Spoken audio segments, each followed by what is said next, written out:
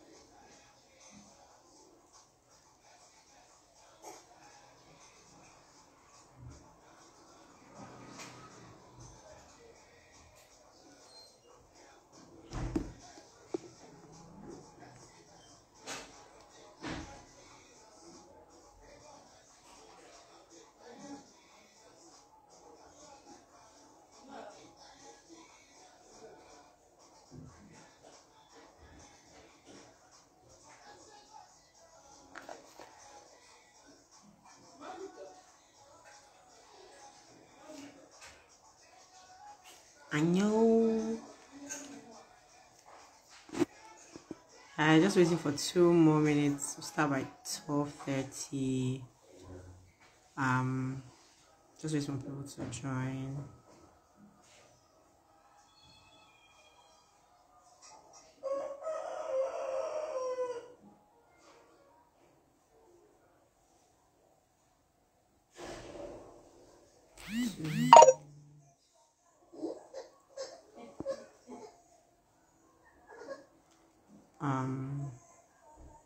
Thank you. I actually don't like wearing them because I feel like they're so big. But because where I am now, I don't know where my actual glasses are. The other ones I like to wear, I can't remember where I kept them, so I just had to wear this one. So 1 more minute to go. I mean, good news from my end. The devotional is now available on Amazon. So it was up until probably yesterday. It was only available on Seller, but now it is available on Amazon, but Amazon Kindle. Still working on making it available for hard copy, but generally for me, I'm not pursuing hard copy, so it will be pay on demand. If you want hard copy, you have to probably go to Amazon. All right. So I think we're in a good place to start. So we are looking at day 5. Day 5 is titled "Let Us Not Give Luck Too Much Credit." And what I had said initially was a very good way to like enjoy this devotional will be to go through the book of Esther normally. Just read it, then you can now read the assigned passages for each day. So today we're looking at let us not give luck too much credit. And just to give a little bit of context, remember the story of Esther, an orphan girl in a strange land. She's a foreigner, a foreign orphan in a strange land, who goes from being an orphan to becoming the queen, with the advice of her of her adoptive father. And then remember that we're also not just looking at lessons from Esther's life, we're also looking at lessons from the other key characters in the book of Esther. So the focal passages for today will be from Esther 2:15 to 16 and Esther chapter 2, 21-23. So I will just go there to read through so that you can see. So 15 to 16, we read it maybe a couple of days ago. So Esther was the daughter of Abihail, who was Mordecai's uncle. Mordecai had adopted his younger cousin Esther. When it was Esther's turn to go to the king, she accepted the advice of Hegai, the eunuch in charge of the harem. She asked for nothing except what he suggested and was admired by everyone who saw her. So we know that, for all intents and purposes, that's one story. We see that Esther she was wise. She listened to people that knew better than her, and she was obedient. Then if you read 21 to 23, one day as Mordecai was on the duty at the king's gate, two of the king's eunuchs, Bigthana and Teresh, who were guards at the door of the king's private quarters, became angry at King Xerxes and plotted to assassinate him. I'm reading from NLT, by the way. But Mordecai heard about the plot and gave the information to Queen Esther. She then told the king about it and gave Mordecai credit for the report. When an investigation was made and Mordecai's story was found to be true, the two men were impaled on a sharpened pole. This was all recorded in the book of history of King Xerxes' reign. So you see that even when she had become queen, she took ownership of her position. She looked out for the king. So how do we now localize that into like my life, your life as a young professional, in business or in career? So the first thing is that sometimes when we hear that people, like for example, if something happens now, you say this person went to Harvard now, what do you expect? We just like to point out that some things happen because of privileges. When you talk about Dangote's story, the first thing people tell you is, oh, his uncle gave him 500k. It's not. I'm not saying that. Oh, let's not acknowledge the fact that some people got to where they are much more easily than others because of the privileges that they had. What I'm saying is that don't let that blind you, because if you look at the story very well, you see that privilege was just one of the elements of their success. And the example I like to use is, I refer to it in the devotional, is like saying that somebody, like that food turned out so because the person used like all the latest equipment and the person was using a very good state-of-the-art kitchen. What about the recipes? What about the ingredients? What if the person bought like bad ingredients but was in a very state-of-the-art kitchen? What do you expect? The food will not come out well. It's not rocket science. So when things happen, like when we see evidence of success in some people's lives, let's not be quick to say, oh, this person went to Unilag, the person went to, or the person intended. So when somebody gets a job in a very good place, you say the person should be his uncle is the sister of the CEO or something like that. I'm not saying that obviously our own situation in Nigeria is different because there's high rates of nepotism and corruption. What I'm saying is that if you keep trying to push people's successes based on, oh, his uncle is this, his dad is this, he went to this, number one, what you have done is that you have opened yourself up to jealousy. Whether you want to admit it or not, you've already opened yourself up to jealousy. The second thing you've done is that you've missed the opportunity to learn from that person.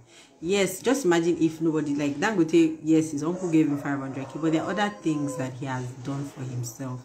There are other things. He had to flip that money. It wasn't that 500k that made him become the richest man. There are other things that he had done. There are other businesses. He started from, let's say for the sake of argument, started from cement, but now he's not only in cement, he's also in refinery. So he's also in the oil sector, he's in fast food. I think he used to have noodles at a point, he has sugar, he has salt. So don't just assume that, oh, because somebody had some privileges or something, you can just say that's the end of their story. If you do that, you've missed the opportunity to learn from them. And the third thing that you've done to yourself is that you've missed an opportunity to rejoice with others.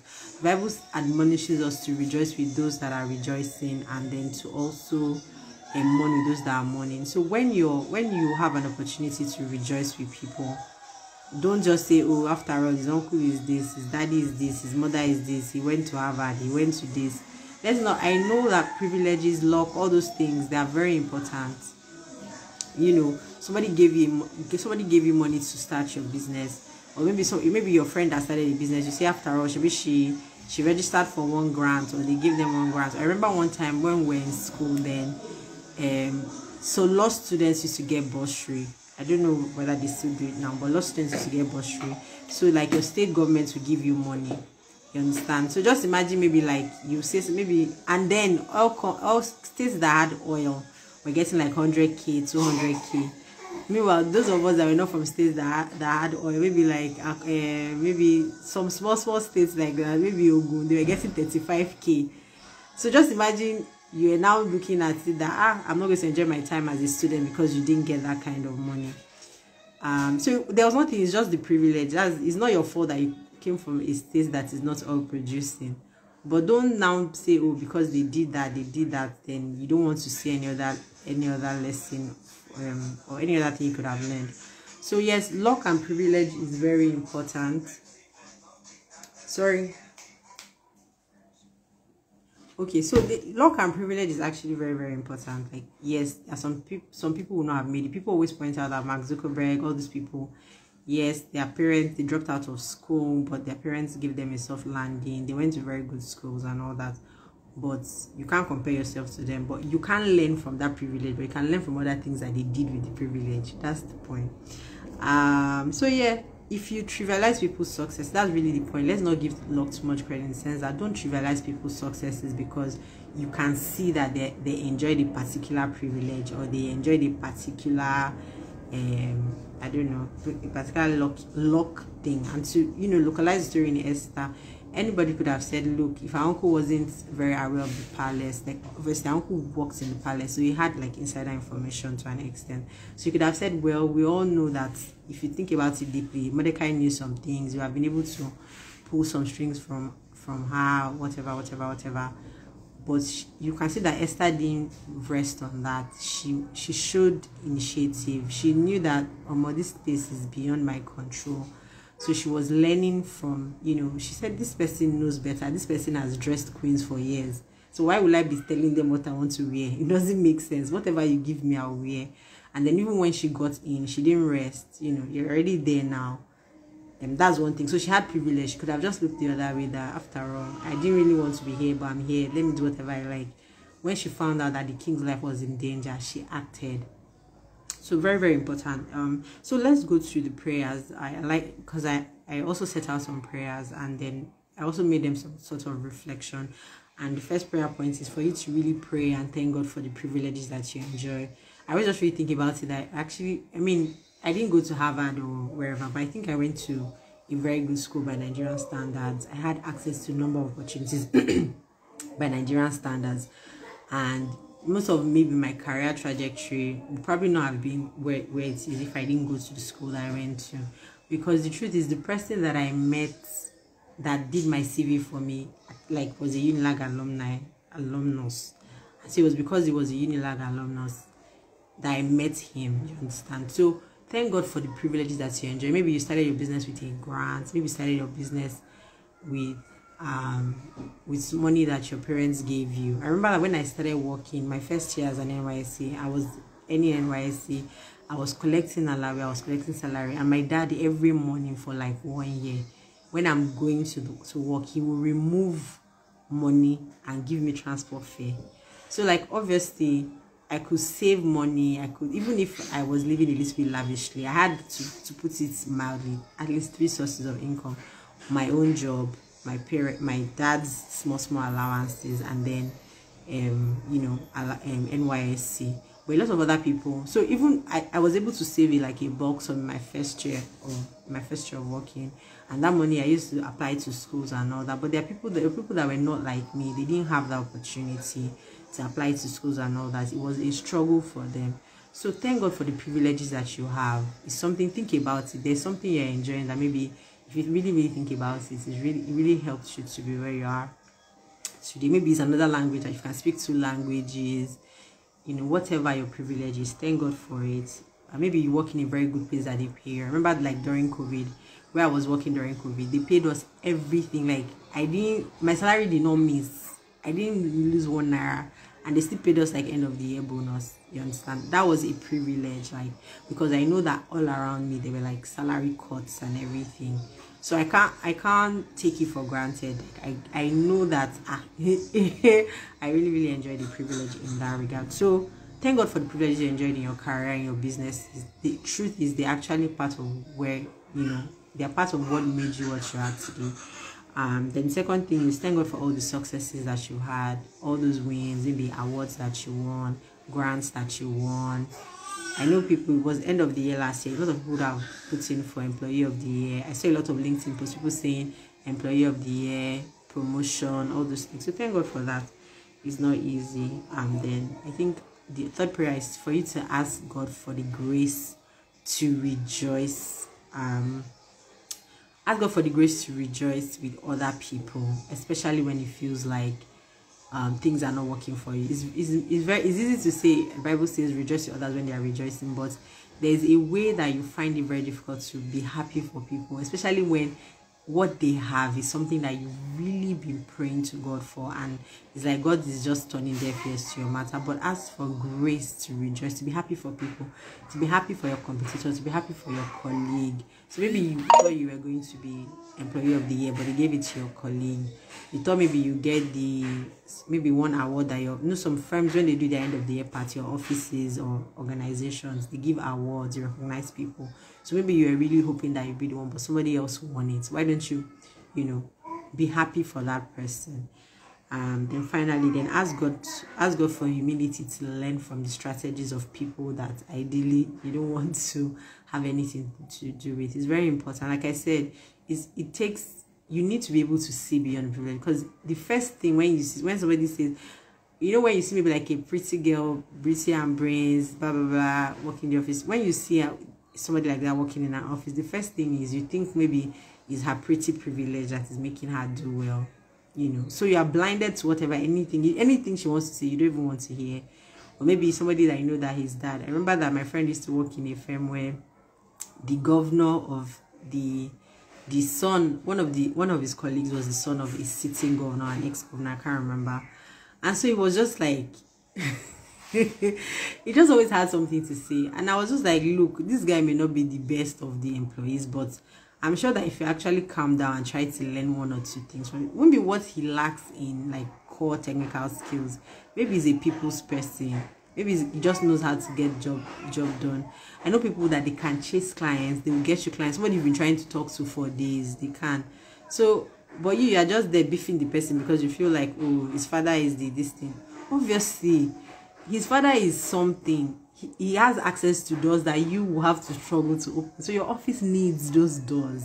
So he's doing something, he's just not doing what you think he's going to do. So for you to just say, oh, what does he know? His privileges, blah, blah, blah, blah, blah.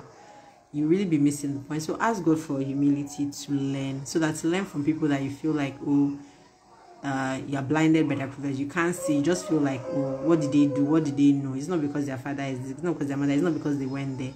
So ask God for the grace to learn from them. So that's really the end of today's that's the end of today's devotional. I see some comments here. Kofo says you can't learn from the privilege. Sorry, you can't learn from privilege, obviously, but you can learn from what they did. Exactly. It's very important because privilege, nobody chooses to be born anywhere. You're just born. Like me now, if they gave birth to me, I was maybe like Queen Elizabeth's child now or something. My life will obviously be different, but nobody can choose it, right? And you can see the difference between William and Harry. William put his head down and just decided to stay. Harry, for whatever reason, is like, I don't want to be part of this institution because blah blah blah blah blah. So the same privileges, but different reactions to it. So everybody knows from Harry now that some things that you don't really publicize. Some things like your family business is your family business. Keep it in the family. There are different opinions on that. People say it's good it came out. Other people feel like it's family. Every family has their own stuff. So I think that's just a very good example. The same privileges but different reactions. So you can't learn from privileges because nobody chooses their privileges, but you can learn what those people did with privileges that they have. So the thing for you to do now is to send a congratulatory message. So reach out to somebody that you've been very annoyed with, jealous of. Just congratulate them. You will not die. I promise you. You will actually not die. You even feel freer, like, so this thing is actually not that hard. So reach out to them, congratulate them, say I'm very happy for you. You can even tell them that, look, I don't know if you want to have drinks sometime. I need to learn how you did ABCD. So reach out to that person that has won a grant that you've always applied for back in year out. For my mentor, there was one thing I always applied for. My mentor even sent me a message and said, yeah, they're annual customer. But reach out to people that are where you are going, even if you feel like they used privileges to get there. Reach out to them, congratulate them, recognize their hard work. Say, I see what you're doing. I see that you're doing good work. Well done. And that may be, they may tell you, that may be like another relationship that will take your business or your career to another level. You never know. So try, do the assignment today. I think that's really it from my end, because I want to keep you at 15 minutes. I don't want to be so long so that I can, move on to other things. But I hope that you remember to meditate on the anchor verses at the end, the anchor scripture, which is Ezekiel 36:26. And God speaking says, I'll give you a new heart and put a new spirit within you. I will take out your stony, stubborn heart and give you a tender, responsive heart. Remember to meditate and reflect on the scriptures, and God bless you as you do so. So I'll save the video or the live. I always save them anyway. So if you joined late, you can just catch up at the beginning. It will also be on my YouTube at the end of the day anyway, so you can catch up if you want to. So see you tomorrow, by God's grace, by the same time, 12:30 p.m. Thank you for joining. Bye.